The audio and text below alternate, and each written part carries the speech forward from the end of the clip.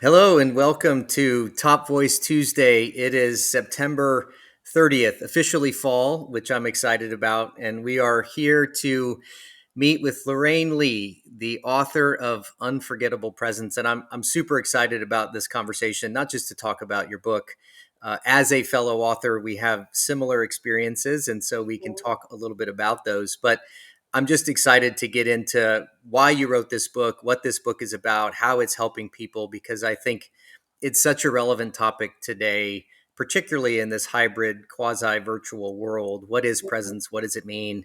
And so we're just super excited to jump into that with you, Lorraine.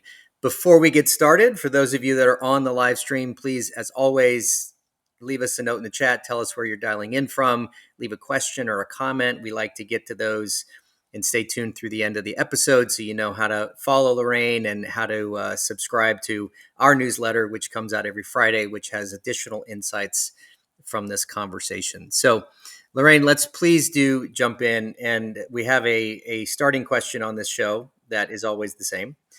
Tell us who you are, tell us what you do, and how did you get to the top of the Top Voice Mountain? Well, thank you for having me on. Very excited to be here. Hello, everyone in the audience. I'm Lorraine. I'm based in San Francisco. I am currently a keynote speaker. I'm an author, like you said, content creator, instructor with LinkedIn Learning and at Stanford. So I do a lot of different things, which I love. And what got me to this point is I started off my career in tech. So I studied journalism and joined tech sort of at its peak, I guess you could say, and was able to be a founding editor at companies like LinkedIn, at companies like Prezi, and wonderful experience, but eventually got impacted by the tech layoffs at the end of 2022. It was during 2021 that I decided to get more comfortable public speaking, put myself out there, revitalize my LinkedIn presence, and that allowed me to really get to this point that I'm at today. I love that. And I know a lot of people, you and I share a similar. A couple of years ago, I started my own independent journey, and it's been one of the greatest journeys and experiences I've ever had. As you started revitalizing your LinkedIn presence, what it's a great lead into your book conversation. What was your strategy? How did you approach the content side and what you shared, and how did that go? Well, I will say I didn't really have much of a strategy. So when I was at LinkedIn, it was my job to post content on behalf of the company, right? I was doing video series, we were doing top companies, top startups lists, things like that, the daily rundown. So it was very clear to me what I would post about. And then I left LinkedIn and then I decided, okay, I don't know what I should be posting about. I'm going to just take a little bit of time off, focus on the new job, and just really lean into that. But when I started wanting to get better at public speaking, that's when I wanted to post on LinkedIn to let people know, oh, I'm at this event, I'm at this event. Mm. And I realized, oh, I can't just be promoting myself all the time. There needs to be a balance. And so that's when I started reflecting and thinking about, okay, what do I actually like to talk about? What can I talk about? And slowly but surely, career, leadership, management, all these topics sort of came up, and over time, I got more confident. I found my voice. I expanded, sort of, sharing my own story, vulnerabilities, things like that. But it certainly wasn't a very concrete strategy where I had like my calendar and my ICP and all of these things. And I think sometimes we can get in our head thinking that we need all that, and that's why it's very hard to start on LinkedIn. On top of the fact that it's tied to our professional identity, and there's just so much that comes with it. So I'm glad I didn't think about it too much and I just started. I I love that story, and I think there's a lot of wisdom, and we'll talk about your book. But one of the Yeah. things that I talk about in mine is we often stare at problems way too long. And one of the key principles that I share with people is what's called initiate movement, which is to just get started. And that is the most informative experience you can have. And oftentimes, I mean, when I think about the first version of my website versus now, I look back and it's almost kind of cringy, but Yeah. without doing that first step, you Mhm. don't get new information that tells you where you need to adjust. And I really just appreciate that you're sharing that story, because I think a lot of it is helpful to people who may be holding themselves back, which I think is a great lead in to your book. So let's Mhm. talk about presence, because I think part of it is how you show up. first, I'd love to know what inspired you to write the book, and where did that inspiration come from? So, writing a book was never on my bingo card, and it was not something that I envisioned for myself. I have to give credit to my former SlideShare and LinkedIn colleague, Arun. After I published my first LinkedIn learning course, he goes, "Oh, so when's the book coming out?" And that was what first planted the seed, and I'm so thankful that he did that. A few weeks later, met up with another friend who I had met through LinkedIn, Jenny Wood, and she also asked, "Oh, have you ever thought about writing a book?" And so it really got my wheels turning, and I think I got laid off a few months after that. So decided, okay, start of the business. I have no clients, like there's no work. I'm just gonna sit down and write this thing. But pretty early on, I realized, oh, this is a lot of work. I don't quite know what the book will be about yet. I don't quite know how to piece all my knowledge together. And so I decided instead of self-publishing, I'm going to wait for a publisher. Didn't really have a plan, just figured, in the future it would happen. And then at the end of that year, so after the first year in business, Wiley reached out, and then on LinkedIn, and then a few other publishers reached out soon after. And I just figured this is the universe telling me that it's time. And this time, when I had to write the proposal, it just came much more easily. I was like, oh, Mm. this is the premise, and like this is the competitive analysis, and this is what the chapters will be. So it just felt like the right moment. And I realized I have a lot of stories and lessons and just learnings from my career, around presence that could help a lot of people, especially like you said, Michael, in the hybrid, like virtual, just kind of just more complicated workplace now. Yeah, yeah. Let's talk about that because I think it's such a.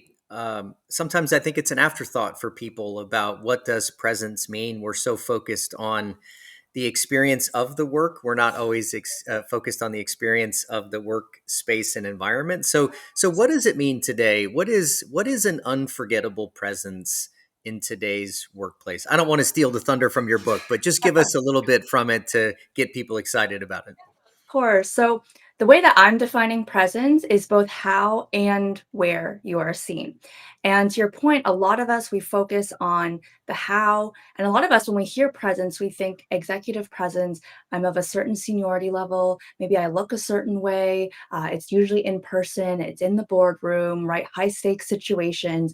And I thought, well, that's very intimidating. Also, executive presence has so many can have a lot of like negative connotation, preconceived notions around it. And so I wanted to make presence more accessible for everyone and also showcase that presence is not just being in person in the boardroom, but now we have a virtual presence. LinkedIn presence is super important. And even in an email, in a chat channel, that's all presence too. And so it was really about how can we take the good work that you're already doing. So the book is for people who are ambitious, who want to reach that next level. So you're already doing great work, you care about your career, but what are the small tweaks that we can make and all these touch points that actually happen much more frequently than the in-room boardroom presentation to elevate our presence and to give us confidence and help us stand out again in a world that's very distracted. AI, it's increasingly harder to get ahead. So I'm gonna ask. I have an analogy and I have a question. Okay. I played quarterback in high school and college. My son plays quarterback, and one of the things I say to him and I've said is somebody's always watching. And of course, the downside of that is it sounds exhausting, and it can be a lot for people who Yeah. are always on. And I think what you described is it is this whole entire set of macro and micro experiences. So how does someone not get overwhelmed by the magnitude of that reality that it is the sum of everything, and I've always got to be tuned in to what I'm saying, how I'm standing, where I'm going? How does the average person deal with that? A lot of it boils down to, I think, a combination of intentionality and authenticity. So, Mm. yeah, it's a lot of things, but my hope with this book, it's very tactical, right? So it's not like do all this at once and completely change how you're showing up, but hey, here are like the smaller moments and just take it step by step and you will get there. So sometimes we don't even realize, oh, if I just show up like this and make this small tweak, it's not actually that much work, but it really does change how someone perceives my presence. So that's one piece of it. And then relatedly, you don't want to it's going to be hard, like you said, Michael. Like if I see an executive and they're opposite personality of me, and I'm always trying to be that person, it's Mm, just not sustainable. You're going to get burned out. So finding what makes sense for you. For example, I'm an introvert, so I'm not going to be the person who's always raising my hand in a meeting. Like that's just not me. So how can I, as an introvert, still find a way to speak up and make my voice heard, but in a way that feels authentic to me, that's not wearing me down by the end of the day? mm. There's a key in there that I remember early on in my career. We had a process that we would do called silent buddies, Okay. and in meetings we would Mm, have someone who everyone had a buddy in the room that was designed to give you some feedback, but we okay. didn't know who our buddy was. So we had a team of 10, 15 people. You might have been my buddy, Okay. but only you and I knew that. And I didn't even know your buddy. So what it did was it gave people the ability to kind of watch each other and then give each other feedback. So I'm curious in the process of developing an unforgettable presence, what role does feedback play and how do we leverage other sources of information to do that? Well, I love that your company did that. And it reminds me of what I talk about in the book of finding your feedback circle. Because if we're, once a year annual reviews, if I'm asking you, like, Michael, how did I do? Or like, what can I improve on? Like, first of all, such a broad question. Like, I don't like companies when it's like pre-filled questions like that. So that's hard, right? I'm not going to get something valuable, but to find the buddy to let them know, "Oh, hey, I'm working on my presentation skills, and I I I know use a lot of filler words, so can you keep an eye out for me?" Right? Like, it sounds like that's exactly, the kind of things that you did. So, it plays a huge role having a trusted person who cares about your career, who wants to see you succeed, who's willing to tell you perhaps more difficult things, of course, in an empathetic way. But it's critical, right? I talk about the three R's: request, reflect, respond. That request piece is so underutilized, but so essential, and it needs to be continuous. It needs to be specific.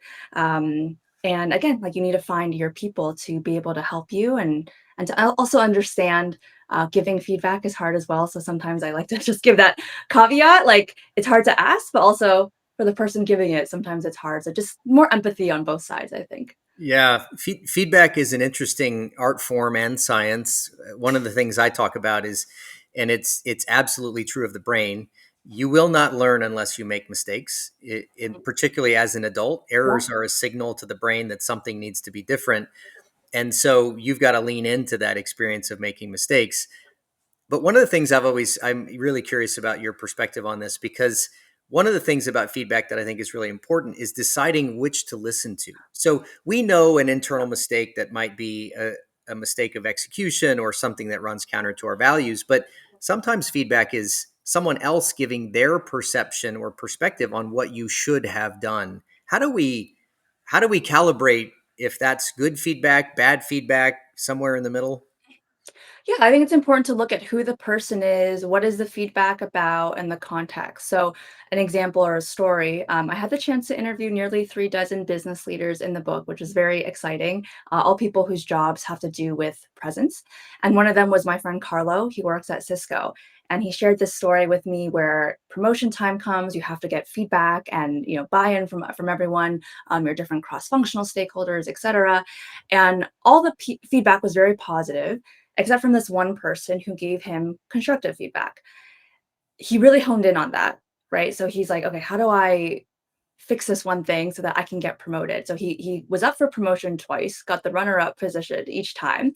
And then he realized, I don't actually think this feedback is something that I need to fix. I need to lean into my strengths and let me find the right stakeholders.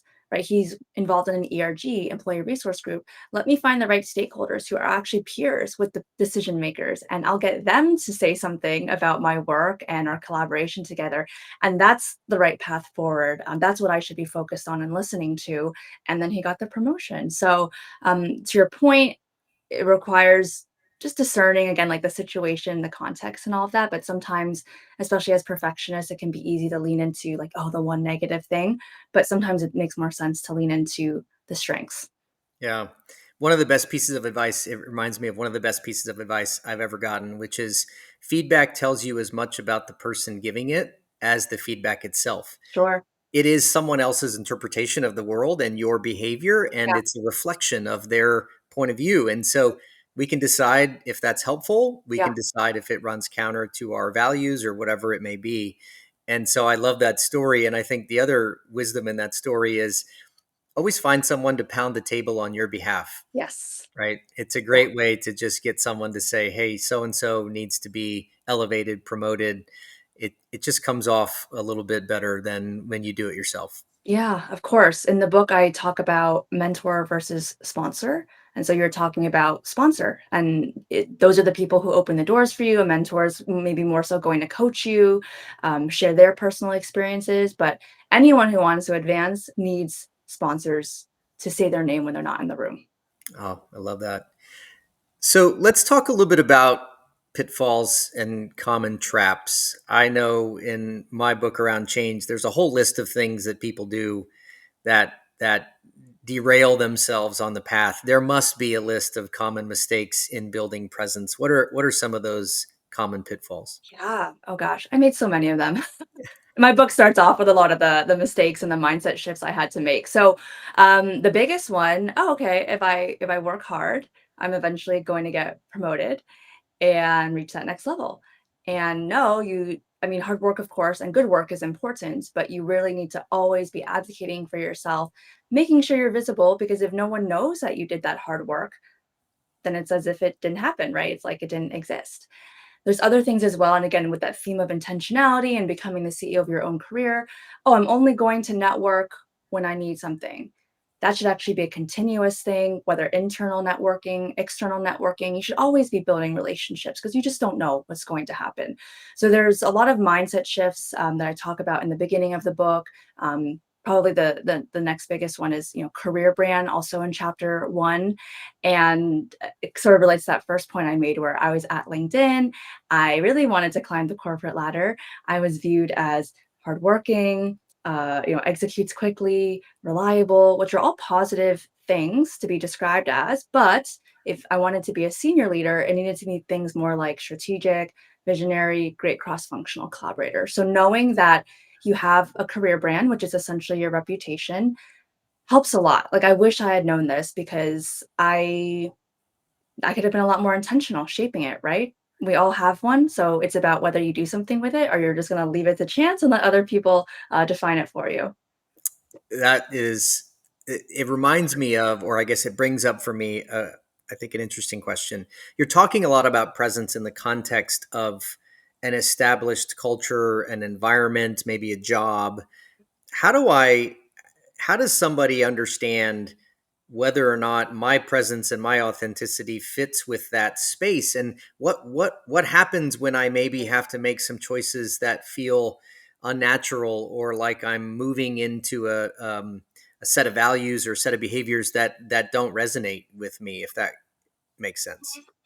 So, as part of the career brand concept, I created this framework called the Epic Career Brand to help people think through what is their brand, what is my story. So that C piece, the community, is what you're, I think, referencing, Michael. Where it's super important that even if I see myself this way, if everyone sees me here, or just not aligned, that's a problem. Mm. So it is really important that there's that alignment between your network and your community, and that they also know who you are to begin with. To the other part of your question, if there is that misalignment in terms of culture and values, that's a hard one. I would probably say, like, look for another. Another If place. you're being pulled in a direction where you're like, "This doesn't feel good, this doesn't align with me," like, again, we talked a little bit about, like, burnout and just getting worn down, like, that is gonna happen over time. Just like if you're pretending to be something else that you're not, it's not going to feel good, and so, again, don't wait till the very last minute where you're like, "Oh my gosh, I'm gonna rage quit right now," but you start sensing it, and then there's what that networking comes in, and just being intentional and trying to find the pockets where you can still stay true to yourself while looking for an opportunity that better suits you. Yeah. How much so this is getting into this conversation about organizational culture and kind of workplace environment. I have a very direct question. What do you say to the people who think building an unforgettable presence is just playing the office politics game? and it's just being seen in a way that maybe is playing the game, and that's a different thing. I'm not suggesting it is, but I'm wondering, somebody might be listening to this going, and I've Yeah. certainly seen people in my career. I had a big issue with empty calories Mhm. in the way people showed up at work. What do you say to people who are maybe struggling with that internally, but also seeing people in the organization who are maybe good at that and getting ahead? Great question. And it is a game. I mean, it is, right? It's a game. And the thing is like there are rules to a game. And so if you want to play the game, you have to understand the rules and you have to and you have to do the thing. Now, there's a balance, right? Like, okay, it does seem like corporate America is built for extroverts. So, am I going to be someone who just feels comfortable being loud all the time? Again, like, no, because I'm an introvert. But I understand that it is important to have visibility. So, what can I do instead? Let me find ways to advocate for myself, to talk about my work that feels more aligned again with my values and what works for me. So, instead of raising my hand in every meeting and always talking about myself, I might actually say, oh, the team worked on this, and these were our learnings that other teams can apply. So there's been research in Harvard Business Review that shows when you use more collaborative language, we, us, our versus I statements, you're seen as more senior, more collaborative, just overall better versus the people who use I statements all the time, more junior. So that hopefully, knowing things like that, oh, that's great. I don't have to really make it all about me all the time, but I can uplift my team. And then now I'm positioning it in terms of learnings. Now I'm helping other teams, but also still showcasing my work in the process. So it's about understanding the rules. Yes, you have to play the game, but you can adjust your approach to be in that game. Yeah. One of the you're just subtly reminding me of all the great advice I've ever gotten in my career, which is great. One of those is, you have to be successful in the environment in which you exist. And I think, I know for me personally, I struggled fighting against the system in Mhm. companies I was at. I Yeah. always a bit of a maverick. That was my brand, Yeah. and a bit of a troublemaker. And I relished in that role. Yeah. But I think what you're suggesting to people is understanding maybe the unintended consequences of the brand and presence that you have. So if someone has a brand or a presence that's maybe 50-50 good, 50-50 bad, whatever that may be, how do I rebuild the parts that maybe aren't serving me? What do I think about and start to do if I'm trying to change the presence or brand that I have inside of a company? Well, if someone understands that 50 is good, 50 is bad, that's already a great first start, right? They have that introspection to realize, oh, something's not quite where I want it to be. So that's a great first step. And I interviewed personal branding expert Dory Clark as well for the book. She mentioned something that I really liked, where she said, when people try to change perceptions, sometimes they're expecting the thunderstorm and just like it's so obvious. Okay, everyone gets it. But actually, you should be looking for the raindrops and understanding that change of perception does take time. So you can decide one day, oh, or you're a hard worker. Oh, one day I want to be strategic. That perception is not going to change overnight.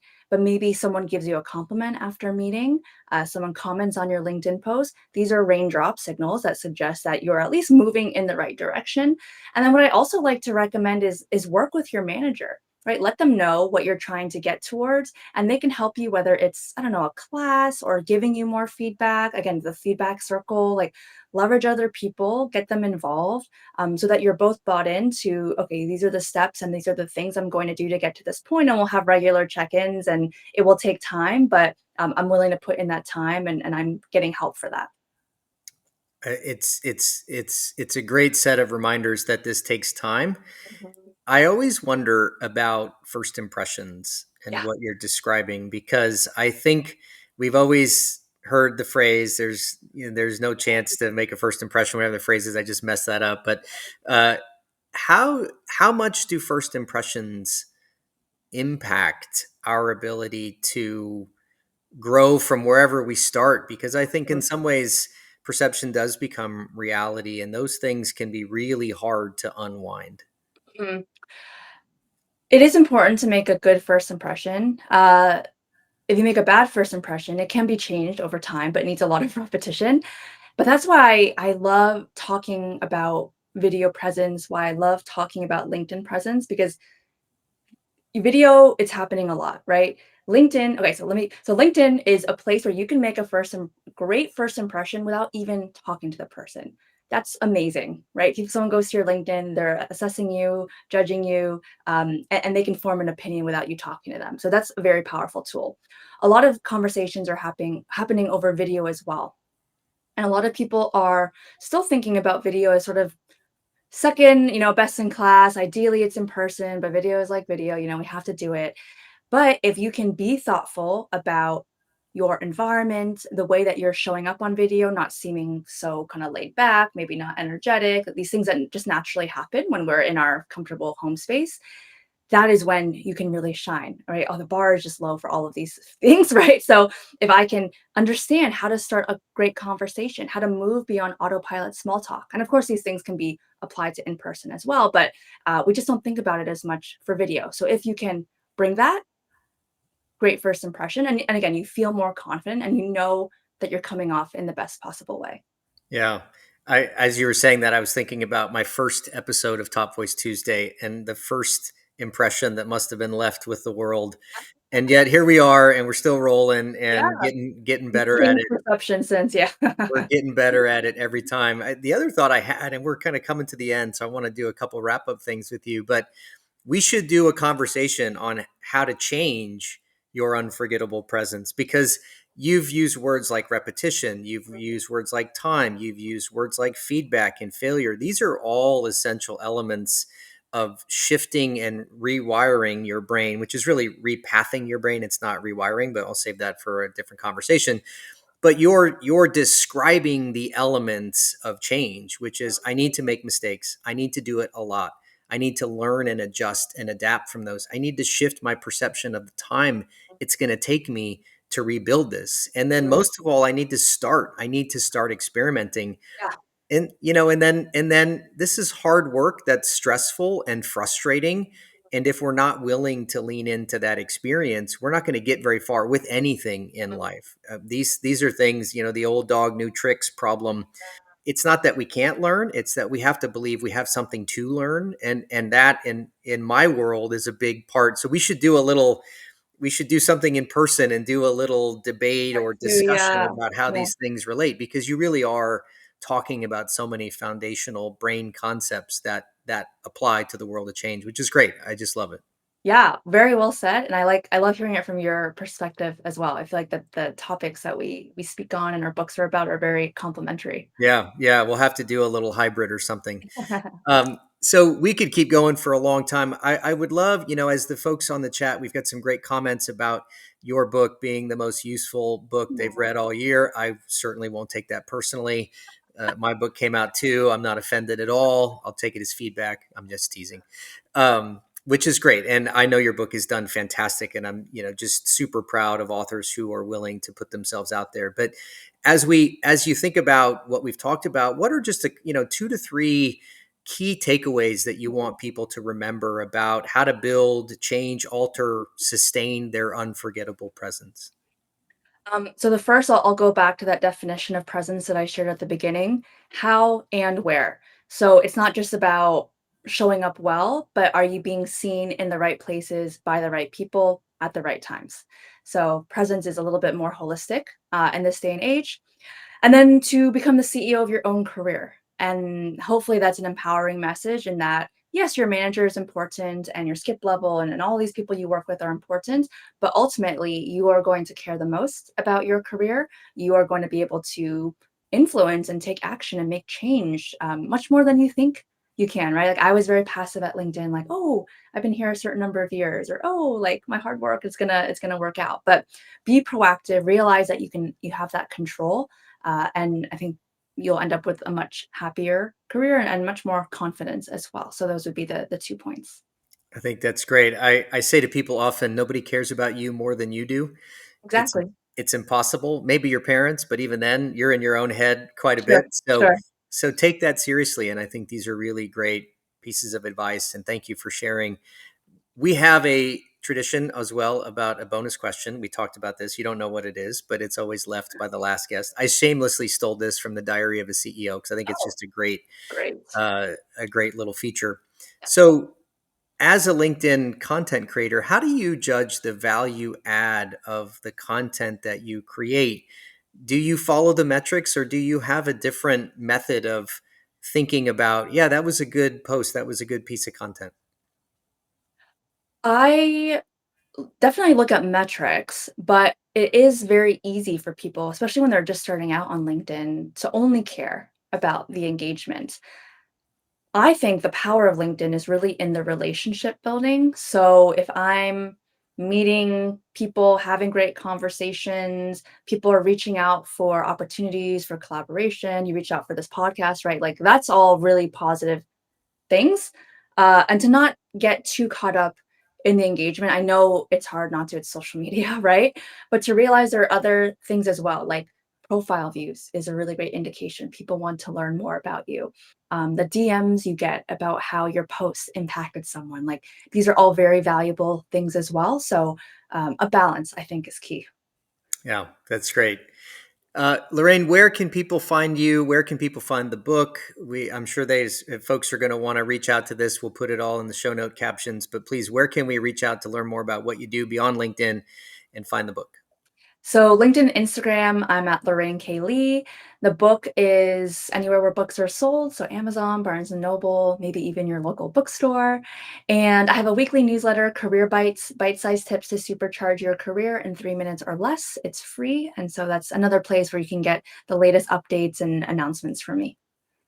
That's great. Thank you so much, Lorraine, for the time. And thank you all for tuning in today. If you've been watching on the live stream or listening on your favorite podcast, please do remember, go into the show notes, subscribe to my newsletter, which is the Focus Friday newsletter, where we take highlights of this episode. We do additional insights from my book, previews of what's coming next week. And Lorraine will be sure to put all your links in there so our readers and subscribers, and hopefully we can do back and forth. And there's, Mhm. a million newsletters these days, but Yeah. I really do think it's such a great resource for learning and content. So please, the folks that are listening, please do sign up for that, and we'll be sure to include yours as well. Thank you for another great episode of Top Voice Tuesday. Lorraine, have a wonderful day, and we'll see you all next week. Bye. Thank you.